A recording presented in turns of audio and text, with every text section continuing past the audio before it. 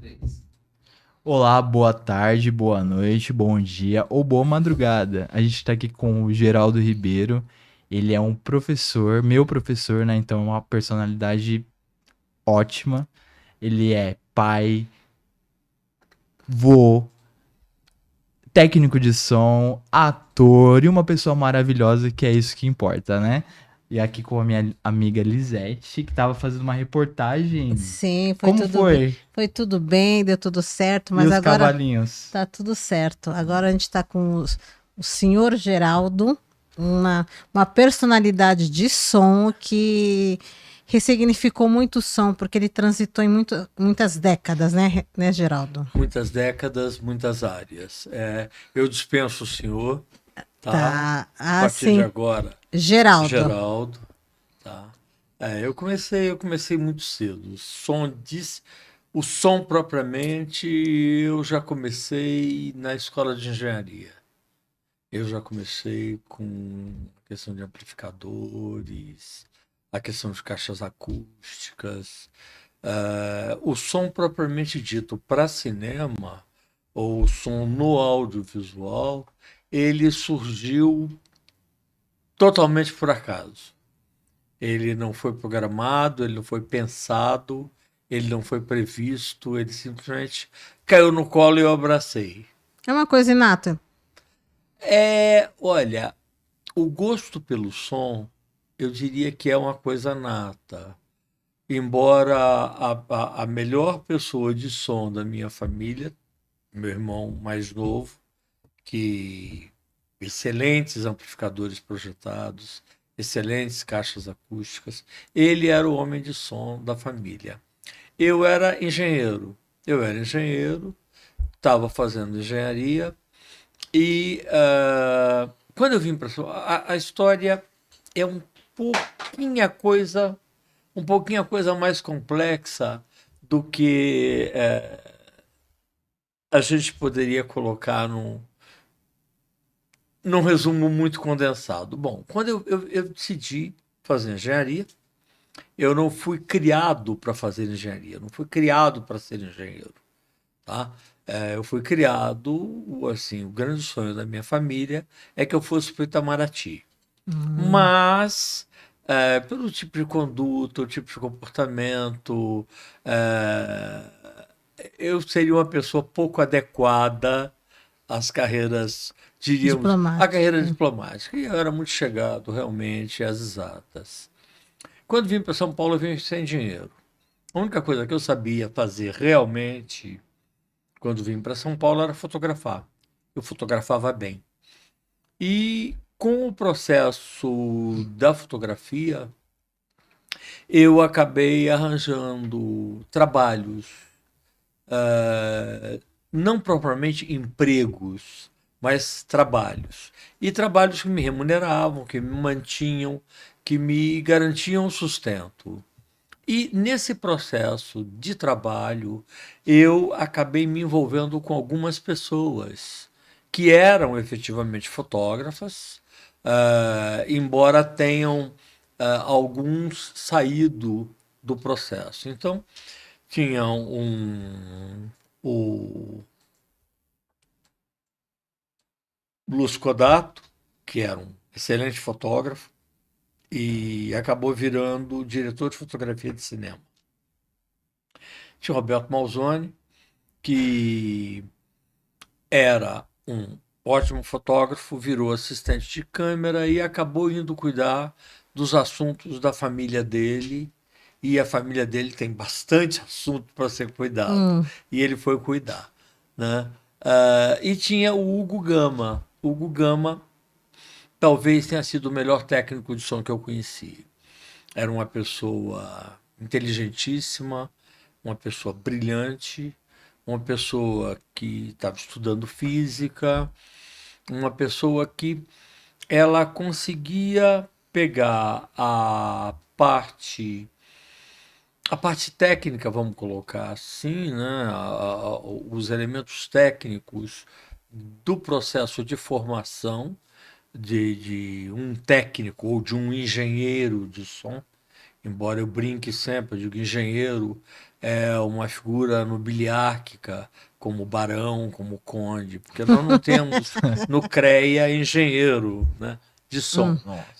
Eles agora, em Santa Maria, no Rio Grande do Sul, eles estão formando, não propriamente engenheiros de som, eles estão formando engenheiros acústicos.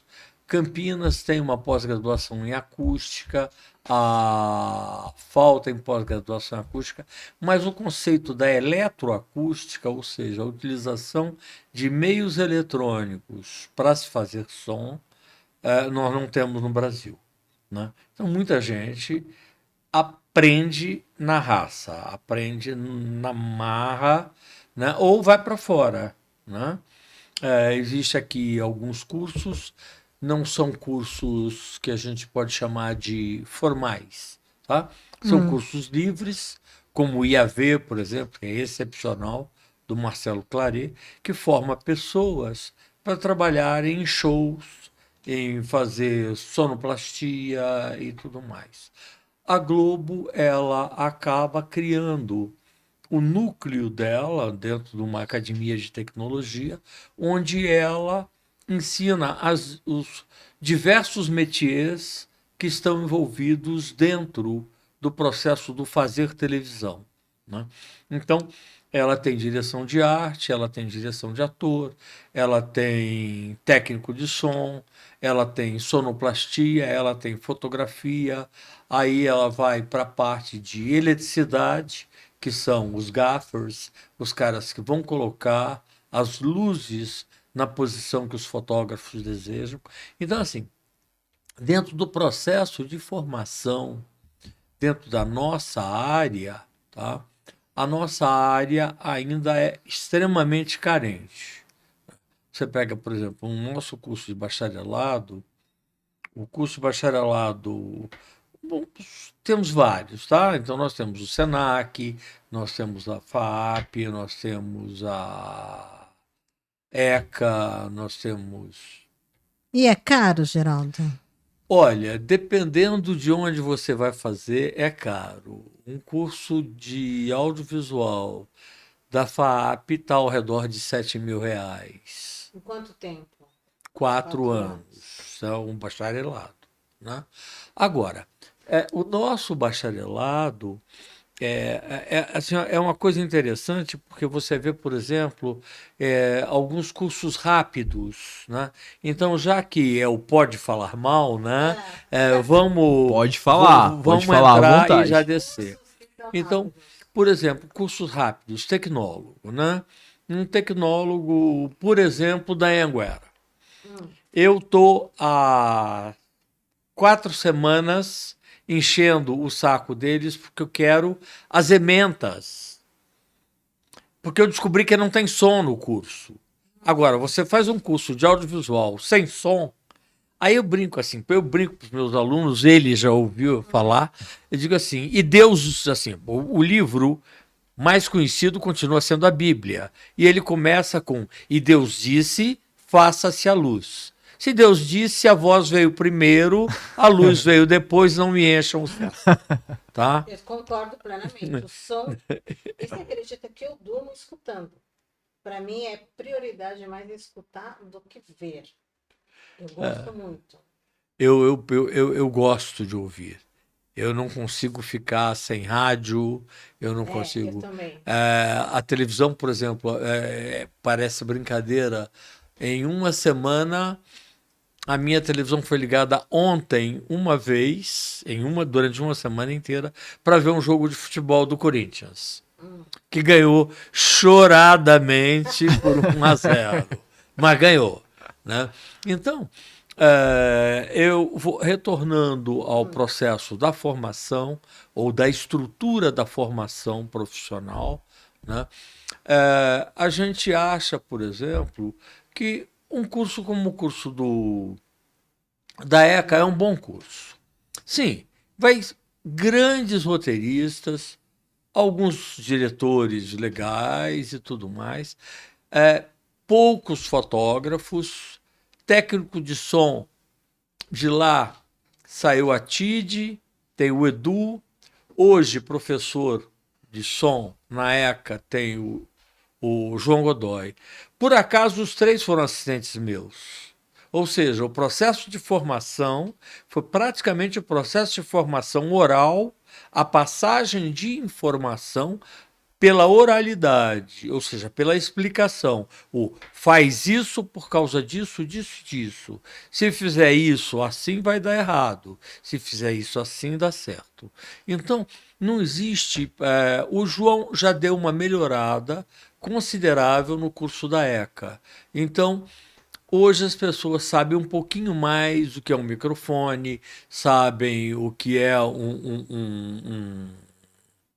um gravador, sabe uma operação de boom, como é que ela é. Tá? Mas, vamos botar assim, a falha não é uma falha específica de um curso, é uma falha de mercado. Né? Então, por exemplo, eu acabei de novo abusando do pode falar mal. Né?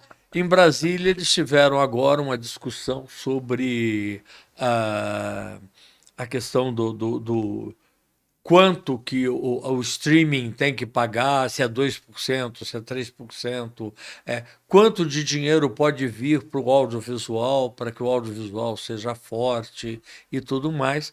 E uma entrevista onde estava o André Sturm, que é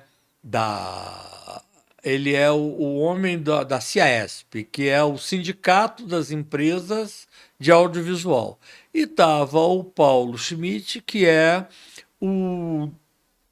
ele é diretor, se não me engano, de uma entidade também que congrega produtores da área de publicidade e tudo mais. E os dois falando para a câmera. Aí eu só escrevi embaixo do post, falei, cadê a legenda? Porque não tinha, o som estava péssimo, era impossível entender o que eles falavam. E o que eles estavam falando era de uma importância brutal. Você pega um presidente de um sindicato da indústria de produção de audiovisual e um cara como o Paulo Schmidt, que é dos grandes produtores que nós temos, de repente o recado que eles tinham que dar ficou só na imagem. Faltou para mim, Pecado. Né, o som. Sim, era importante ouvir o que eles estavam falando. E, no entanto, bota letreiro. Né? Eu sacaneei, eu botei embaixo. Eu falei, cadê o letreiro? Tá certo. Né? Eu falei, isso mostra o respeito que os profissionais de audiovisual, os grandes profissionais de audiovisual, têm pelo som dentro da nossa mídia. Geraldo, o que você acha da dublagem brasileira? Eu acho que a dublagem brasileira está muito boa, de verdade. A gente não é... existem países que dublam melhor por tradição, tá? Na hora que a gente fala assim, o cinema americano. O cinema americano é maravilhoso, o cinema americano é isso, né? Legal. Um filme americano, metade dele é dublado. Metade dele é dublado. Quando não é filme de porradaria. Se é filme de porradaria, praticamente tudo vai ser dublado. Legal. Não, você vai fazer um filminho aquele filminho Neve, Cavalinho, Sessão da Tarde, se passa em Montana, no norte dos Estados Unidos. Legal, tá? Aí tudo é planinho fechado, né? O casalzinho está em plano fechado. Legal, você entra com boom, tá todo mundo hoje de lapela sem fio, né? Então essa situação acaba possibilitando, né, uma melhoria na qualidade sonora. Mas, por quê? Porque são planos fechados, são planos de amor, são planos do casal conversando e tudo mais. Na hora que você vai partir para porradaria, não tem remédio. Né? Tem que dublar, tá? Ninguém vai chamar o outro de filho da puta assim e no meio de uma explosão vai ser ouvido, né? é um negócio meio complicado, Eu né? estava ouvindo, acho que é você que falou numa entrevista, que você foi meio um dos primeiros que eu vi, eu achei isso muito interessante na dublagem. Que quando a pessoa falava, você fazia ela sentar Assim, para levantar e ter como, né, isso. Eu achei isso tão interessante, uhum. porque antigamente a dublagem era assim, A reta, dublagem continua continua. assim, Eu falei assim, nossa, que flat. maravilha você fazer o dublador sentar para ter essa sensação O de movimento do movimento. diafragma, é o movimento do Eu achei isso diafragma, né? maravilhoso. Isso daí foi uma coisa que a gente acabou fazendo num filme do Walter Salles, que foi Terra Estrangeira. A gente dublou isso porque, assim, esse filme foi uma coisa meio complexa na medida em que o, o, no fazer esse filme, eu tenho um microfonista. Esse microfonista trabalha comigo trocentos anos. Então, eu e ele, a gente joga no olhar, a gente sabe o que vai fazer no olhar e tudo mais. E, por acaso, o produtor executivo do Walter disse que sentia muito, mas não tinha dinheiro para levar meu microfonista para Portugal. Aí eu virei para ele, eu agradeci e abri mão do filme. Ponto. Escuta, chama o cara para roer o osso e não quer dar o filé para ele, eu acho uma sacanagem, né? Então, acabou saindo bem mais caro me levar para Portugal. Fomos eu e Valtim para Portugal. Óbvio que eu não ia ficar num hotel de terceira e o Valtinho num 5 estrelas. O Valtinho é elegante o suficiente para me colocar no mesmo hotel que ele. O Valtinho é elegante o suficiente para almoçar nos mesmos lugares que eu, ou que eu almoce nos mesmos lugares que ele, né? Obviamente, o vinho dele é dividido comigo, então isso acabou saindo bem mais caro para a produção do que levar o Duca para fazer a Dublagem. microfonagem, né? E aí a gente acabou dublando os atores brasileiros que atuaram em Portugal foram dublados no Brasil. E os atores estrangeiros que atuaram em Portugal foram dublados num estúdio em Portugal, né, no Animatógrafo, né?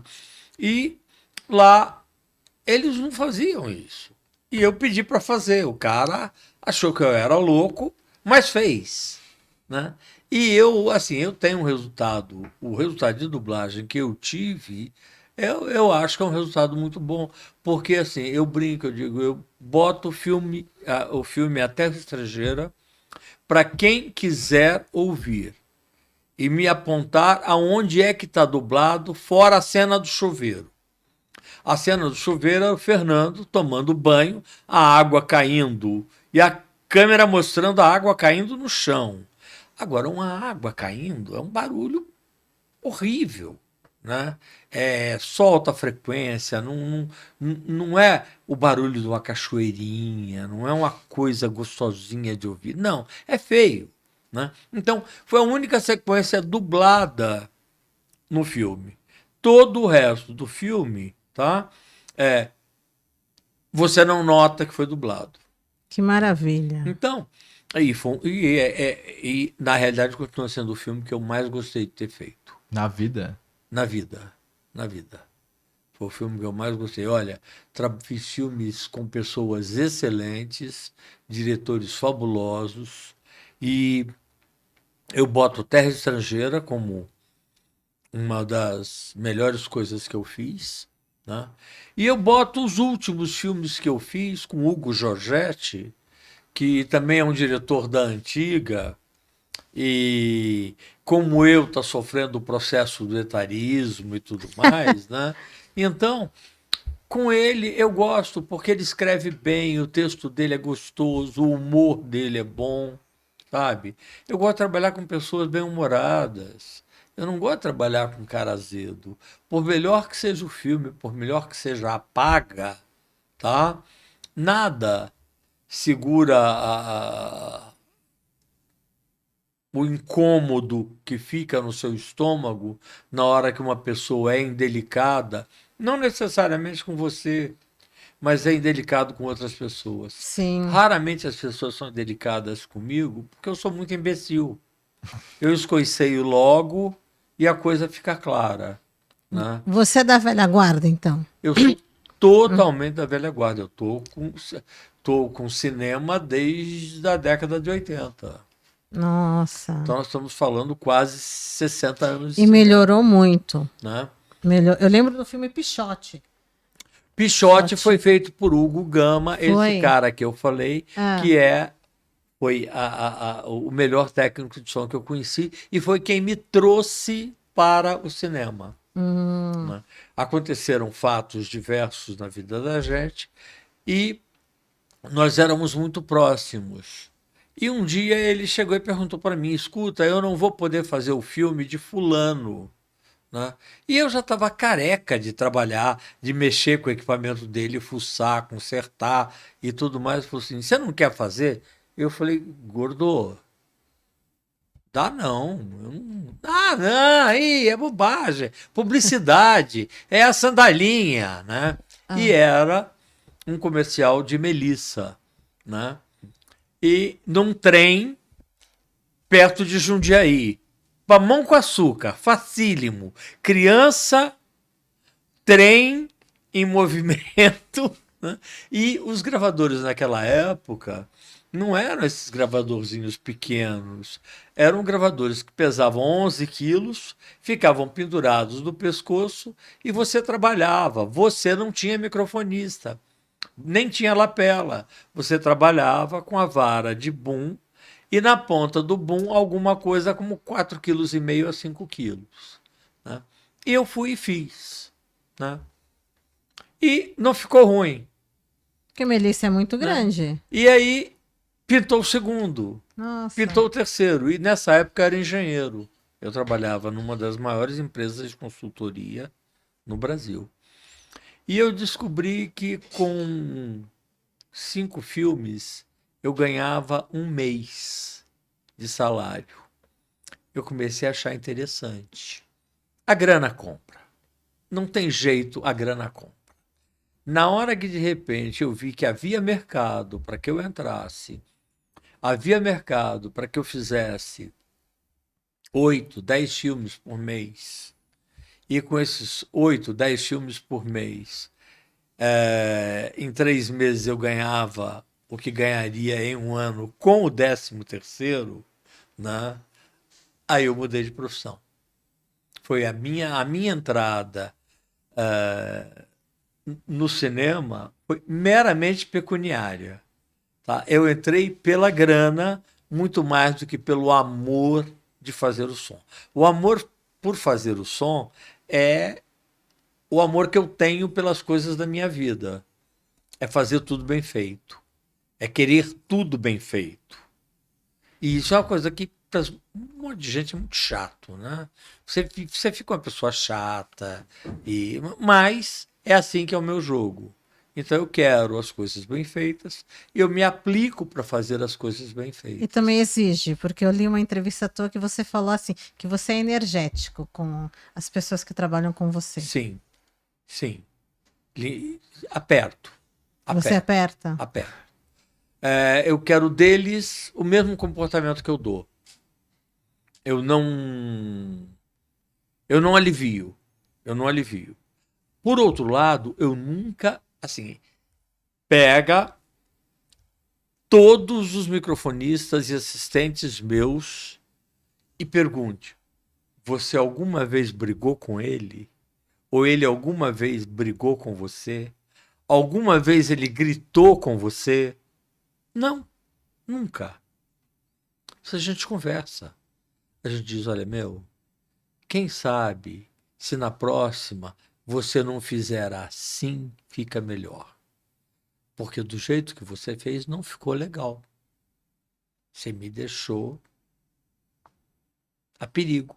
Então, eu tive de pedir outra, né? O diretor filmou, fez a cena dele bonitinho, aí eu digo, por favor, eu preciso de outra. Invariavelmente ele pergunta, por quê? Né? E aí você pode dizer, olha, porque ele fez porcaria, ele fez besteira, ele errou o eixo. Ou você pode dizer, problema meu, desculpe, problema meu. E acabou. Você não precisa jogar culpa em cima de ninguém, nem nada. Agora, passada a brincadeira, você chega e conversa. Senhor, você me largou numa gelada. Né? Eu assumi uma culpa que não era minha. Tá? E, invariavelmente, é a melhor forma de trabalhar. Sim, eu acho. E tudo tá na voz. Porque você chamou a atenção, mas você chama a atenção cantando, assim. Vamos Sim. lá. É isso, eu acho que a voz, ou ela te constrói, ou ela te destrói. Sim. O som, entendeu? Eu acho isso. O som, de repente, o som da tua voz, se é elevado e grosseiro, ela pode destruir uma relação. Sim. Eu brinco, eu digo assim, eu tenho uma ótima relação com todas as pessoas que trabalharam comigo. Né? Óbvio, existem diretores que não gostam de mim. Mas Normal. não faz a menor diferença porque eu também não gosto deles. Então, a situação fica... Agora, dos profissionais que trabalharam comigo, tudo foi muito bom. Tudo foi muito bom. Excelentes profissionais, excelentes pessoas, caras que podem contar, né, momentos de vida que viveram comigo que foram muito bons. Relações que continuam perdurando, tá? Relações que têm, vamos botar, 30 anos, né? E são relações afetuosas. Você cria vínculos. Sim, sistematicamente. E eu não acredito na possibilidade de você trabalhar sem que haja um vínculo. Então vamos botar assim, eu brinquei, eu digo assim, a minha entrada em cinema foi pecuniária, tá? A minha permanência em cinema foi afetiva. Foi uma relação de amor com o cinema. Geraldo, já aconteceu de uma quebra de relação, mesmo numa amizade, por algum trabalho, alguma coisa assim, ou nunca aconteceu? Não. Bom, óbvio que algumas situações surgiram em que você tem que tomar uma atitude, né? E às vezes essas atitudes são tomadas de tal forma que você nem fica sabendo o resultado delas, porque você não quer saber. Aquilo é uma página que você virou na sua vida. Um diretor, a gente filmando no Ibirapuera, ele foi absolutamente estúpido, tá, com uma pessoa da minha equipe. Eu simplesmente virei pro pessoal e falei, gente, mala. Acabou. Equipamento na mala, mala no carro, carro para casa. No meio da gravação? Não, sim. Não mandei ele para lugar nenhum. Absolutamente nada. Mala. Aconteceu isso com outro diretor, famoso toda a vida, foi das maiores bilheterias brasileiras, que numa locação virou para uma equipe e disse: isso é que dá não ter dinheiro, ter que trabalhar com esse tipo de equipe. Nossa. Né? E ele saiu e tudo mais, foi almoçar num ótimo restaurante japonês, lógico, tá? Não tinha dinheiro para a equipe, mas tinha dinheiro para ele ir para o japonês dele. Legal. O que aconteceu?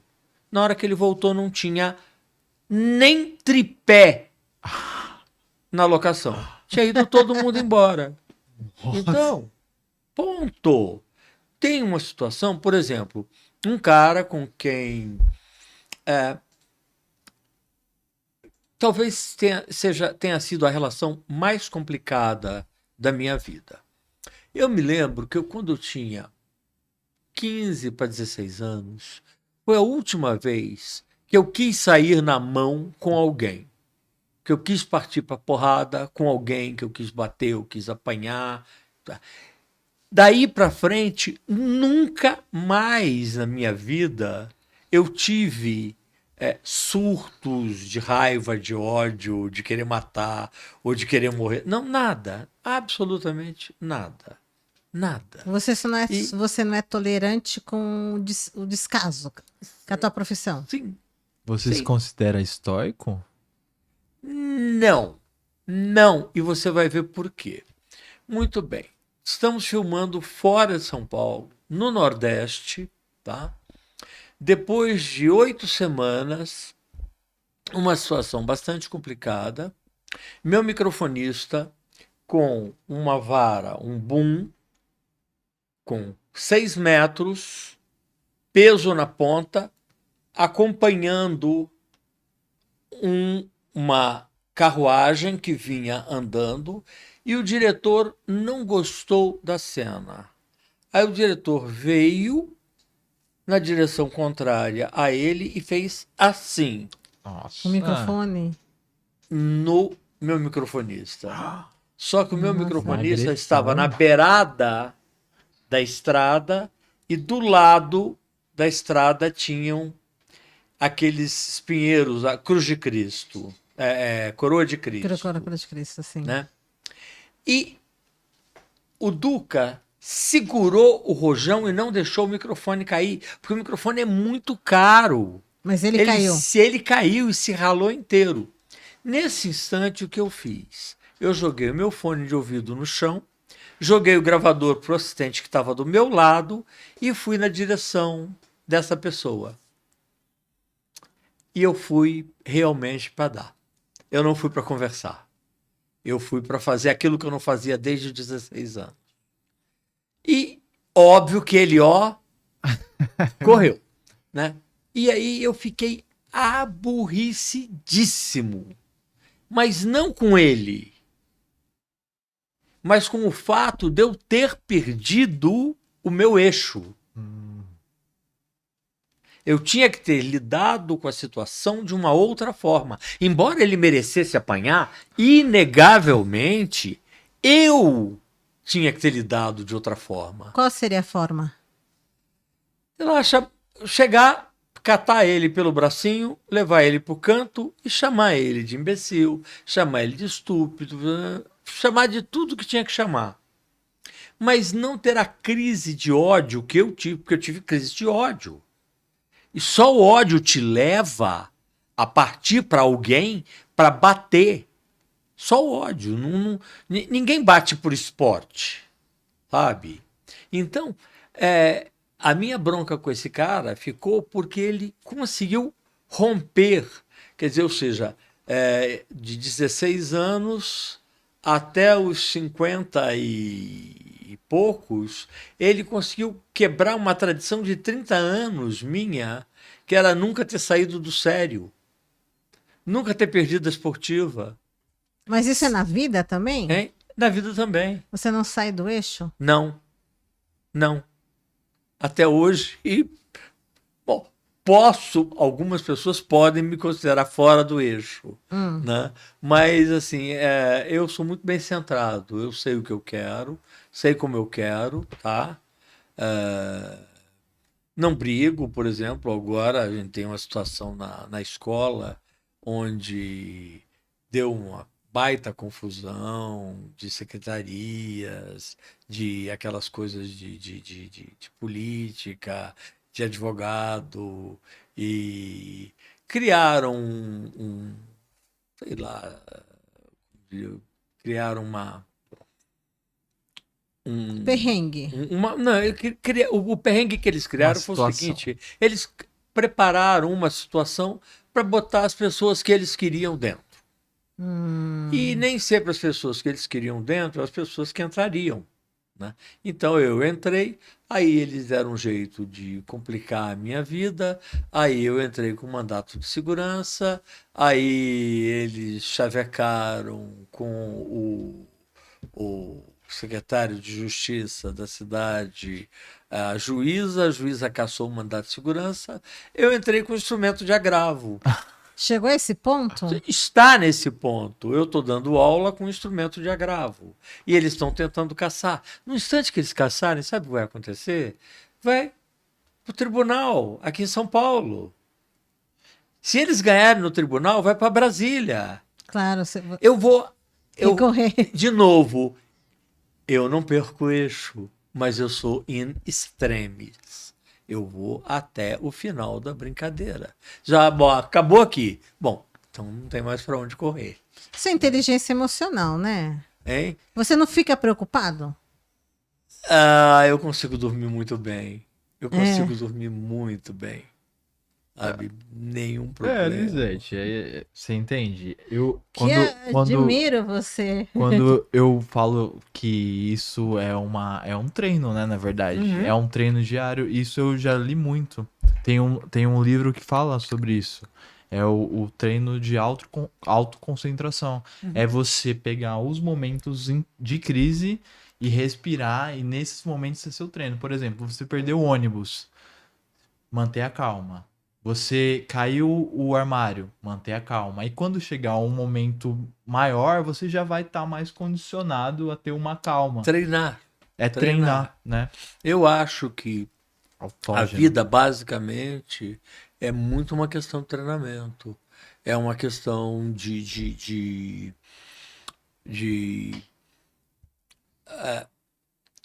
Bom, para usar como exemplo, eu tenho 5 filhos, tá? Então eu tenho 2 filhas minhas, 2 filhas da minha mulher e um que é adotado, tá? Nunca botei de castigo, nunca gritei, nunca bati. Por quê? Porque na hora que começa o agito, eu começo a falar baixo. Vou falando baixo, isso não perde a linha. Tá perdendo teu tempo, sabe? Não é por aí que a coisa acontece, sabe? Então, na medida em que você atenua, que você se desarma, você, via de regra, desarma os outros. Via de regra. Não é sempre. Tá ok, obrigado. Não é sempre. Tá? Mas via de regra você desarma os outros. Né? Então, Uma boa tática. sabe? Por exemplo, ele já viu. Dando aula, na hora que a classe começa a falar alto, eu começo a falar baixo. E aí quem quer prestar atenção, quem quer entender o que eu estou falando, é que vai brigar com quem está falando. Não sou eu. Deixa, que se matem. Eu estou fora. Eu falo baixinho. Tá? Eu estou lá para ensinar. Quem quiser aprender. Outra coisa, ele sabe. Eu não deixo. A lista de presença está lá para quem quiser. Eu não dou prova. Eu dou exercício. Você pode fazer, você pode consultar o ChatGPT, o Perplexity, você pode consertar, pegar o Grok, pode pegar a inteligência artificial que você quiser, tá? Ou pode pensar, ou pode refletir, ou pode pegar os livros. A escolha do caminho é tua. E Maravilhoso quem isso. vai segurar o teu caminho é você. Então, quando há alguns anos atrás, eu dava aula no Senac, ali da Cipião, né? Que é um lugar muito legal, que ensina locução, ensina um monte de coisa. Né? E ali, quem dirigia era um cara chamado Masaru Suriani. Tá? Não é japonês, é italianíssimo. Né? E o Masaru se deu bem comigo. Ele gostou do meu jeito, do jeito de eu dar aula e tudo mais. Né? E um dia o Masaru sumiu de lá. Eu continuei dando aula lá e não sabia mais do Masaru. Masaru tinha virado reitor do centro CAS Senac de Santo Amaro. CAS Senac de Santo Amaro é o Centro Abrão Chasman Santo Amaro. Né? Então lá tinha curso de culinária, tinha Eles começaram a fazer curso de ecologia e tudo mais. E o Massaro achou que podia fazer um curso de audiovisual, um bacharelado de audiovisual. Aí me telefonou. Falou, escuta, o que você acha? Eu falei, eu acho maravilhoso. Assim, por que você acha maravilhoso? Eu falei, porque tem tantas vagas em São Paulo, tem tantos candidatos por vaga na ECA, tantos candidatos por vaga na FAP, tantos candidatos por vaga, blá, blá, sobram tantos candidatos. Se você se propuser a pegar 32 a 40 alunos, você vai ter os 40 alunos para fechar a tua turma. Então, é dinheiro em caixa, não tem problema. Quanto tempo leva para fazer? Eu falei, para fazer bem feito, para fazer mal feito. Fazer mal feito, tá pronto. Fazer bem feito é 1 ano. 1 ano de trabalho. Como 1 ano de trabalho? 1 ano para fazer todas as ementas do curso.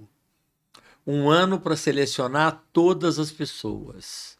1 ano para saber o que o mercado quer. Então, o que o mercado quer dele como egresso? E você sozinho tinha que fazer isso ou uma equipe? Não. Eu não sou louco. Eu não sou louco. Eu não abraço o mundo com as pernas. Eu chamei uma pessoa chamada Ana Gianazzi, amiga, amicíssima minha, ECA, e chamei Eduardo Santos Mendes, também ECA, né? O Eduardo foi assistente meu, o Eduardo trabalhou comigo e tudo mais, e a Ana é grande amiga. Vamos fazer? Vamos fazer, tá? E começamos a trabalhar. E era um problema, porque cada dia que um dormia com a bunda descoberta, o projeto mudava no dia seguinte, sabe? Então você muda para cá, você muda para cá, não, aqui não, você faz assim, papá, e a gente conseguiu montar. E a primeira coisa feita foi chamamos alunos. Primeiro chamamos egressos, né, das principais escolas, São Carlos, FAP, ECA, UFRJ. Chamamos um monte de pessoas e conversamos. O que você gostou da tua escola? O que você não gostou da tua escola? Pesquisa de campo. Onde é que pegava? Onde não pegava? Se você pudesse fazer uma escola, o que ela teria? Se você pudesse fazer uma escola, o que ela não teria? E aí a gente desenhou, do ponto de vista do aluno, o que seria, entre aspas, a escola ideal. Aí fomos conversar, mandei. Aqui tem uma porcaria aí de um software que faz enquetes e tudo mais, né? E eu mandei 300 torpedos, dos quais eu recebi 113. De quem?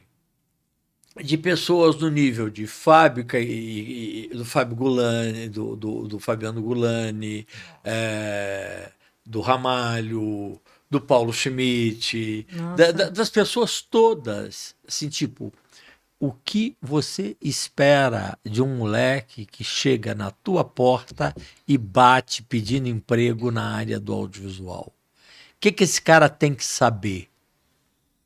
Ou qual é o gradiente de aprendizado que você espera desse moleque, né? E com isso daí a gente tinha os dois lados da moeda. E na junção dos dois lados da moeda deu uma escola que na primeira avaliação do MEC, a primeira avaliação do MEC foi 5. Nossa. Nota máxima. E Senac é um nome maravilhoso. Né? Senac é referência também. Sim. E enquanto o Massaro ficou lá, a escola ficou maravilhosa. Por quê? Porque a gente conseguiu manter 40 alunos por turma, conseguiu manter o corpo docente, conseguiu manter tudo. Na hora que o Massaro saiu de lá, aí Nossa, a gente adorou você, porque você fala mesmo. E pode falar mal, você exerce constantemente isso, a Sim. gente adora. E essa Sou uma boca hora. dura. Isso é ótimo, a gente tá se encaminhando pro final aqui, mas a gente já estende o convite para fazer uma parte 2 com você, para falar mais mal, assim, de mais coisas que a gente adora, tá? Eu queria agradecer muito a sua participação aqui Eu que agradeço a possibilidade, né? e agradeço também o exemplo, o ensinamento e profissionais como você engrandece o cinema brasileiro, assim, já engrandeceram e continuam aí ensinando e passando todo esse conhecimento. Muito Tá bom? obrigado. Muito obrigado. Queria que deixasse as redes sociais. Quais são suas redes sociais? Pode falar para. Ah, GE